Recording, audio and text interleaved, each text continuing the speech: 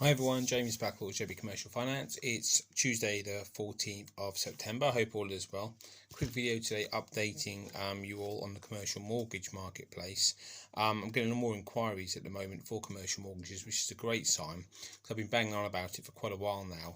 That a bit like with residential mortgages, when you buy a commercial property, the monthly mortgage you'll pay is generally cheaper than the rent you pay.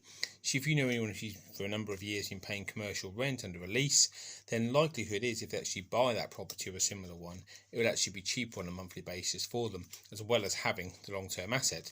Now, in theory, that's brilliant, but they've got to get the money first, and that's where a lot of people have fallen down over the years.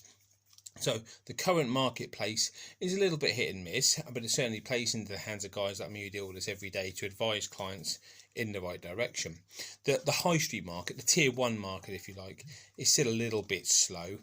Banks very reluctant to lend to anyone who's either not their own existing client for good record or a very good client who's currently sitting outside the bank. So if you are a sort of doing okay but not doing great, then your own bank's probably the only place you can go to for a tier one deal, and then come to someone like myself and see what we can do alternatively.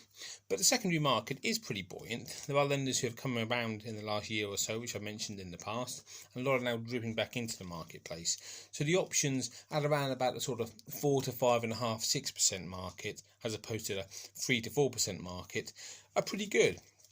You've got options out there. You've got sort of lenders who look at things on a very sort of fixed, strict basis, and others who accept a little bit more of a story, which is great. So that market's pretty strong.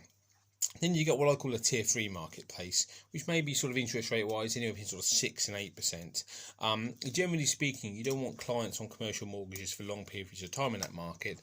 But even then, the opportunity to buy a property and have a cheaper rental payment, or even a cheaper mortgage payment, very similar to your current rent payment, can be a really, really strong option. And the idea is you get a client on a deal like that, maybe you sit them interest only for a year or two, or maybe they just make their repayments for a couple of years and then look to move them onto a preferable deal in a couple of years' time. It's certainly worth buying it now before the market value of the property goes up and they pay another couple of years worth of rent, dead money.